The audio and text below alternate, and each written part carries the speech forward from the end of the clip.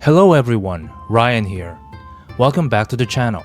Today, we're going to take a closer look at one of Hollywood's most famous depictions of Japan, The Last Samurai.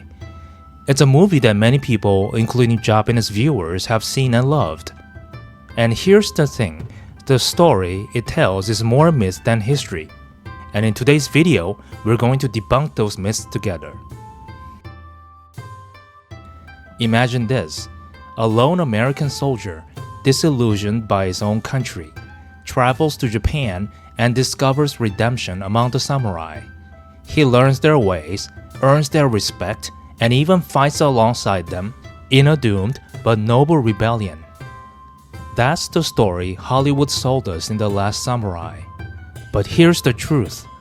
Japan's real history is far more complex and much less flattering to that romantic myth. The film suggests that Tom Cruise's character, an American military advisor, trained Japan's new infantry. Yes, the United States did station naval forces in Japan during this period, but their mission was not to train Japan's military. Their purpose was to maintain their presence in the Far East.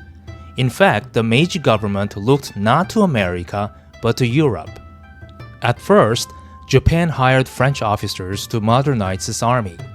Later, after France lost prestige in the Franco-Prussian War, Japan turned to Prussia for guidance. German instructors reshaped Japan's military into a force modeled after the Prussian army. So, while the movie places Tom Cruise at the center, in reality, the Americans were not the teachers. The Japanese deliberately chose European expertise to transform their army.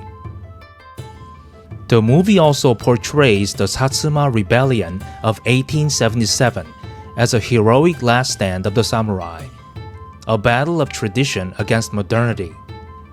It's a powerful story, but what actually happened? By the late 19th century, many samurai had already lost their status and privileges. The Meiji government had abolished stipends, banned carrying swords in public, and introduced universal conscription. Samurai were no longer the ruling class. The Satsuma Rebellion, led by Saigo Takamori, was less a noble uprising and more a desperate reaction. Thousands of former samurai took up arms against the new government, not to protect Japan from foreign corruption, but to resist losing their own privileges in a rapidly changing society. And the battle itself? It wasn't fought with the elegant sword duels under cherry blossoms. It was brutal, modern warfare. On one side, samurai in armor, charging with rifles and swords. On the other, the imperial army, young peasants in uniform, trained in European tactics, armed with artillery and modern firearms. The result was devastation. The rebellion collapsed, and the age of the samurai truly ended.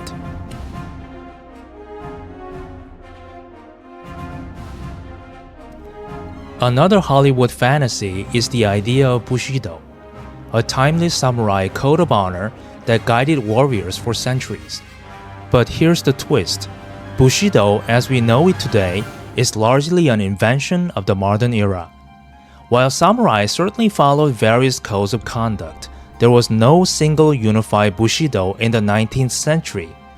The popular image of Bushido, loyalty, honor, and self-sacrifice was shaped in the early 20th century, especially as Japan built a nationalist identity leading up to World War II. In reality, samurai were just as pragmatic, political, and often ruthless as any ruling class.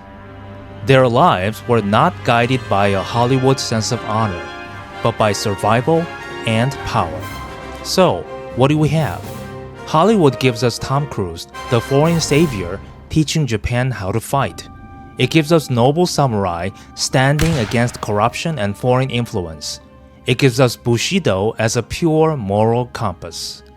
History gives us something else. Japan modernizing on its own initiative, guided by European expertise. Samurai rebelling not for the nation, but for their lost privileges. A Bushido that was more myth than reality. The Last Samurai is beautiful cinema, but it isn't Japanese history. The real story of Japan's transformation is not about a foreign hero. It's about the Japanese people themselves, their choices, their conflicts, their struggle to modernize while preserving their identity. Thanks for watching, everyone. If you enjoyed this deep dive into history and myth, don't forget to like and subscribe. It really helps the channel grow. This is Ryan, and I'll see you in the next video.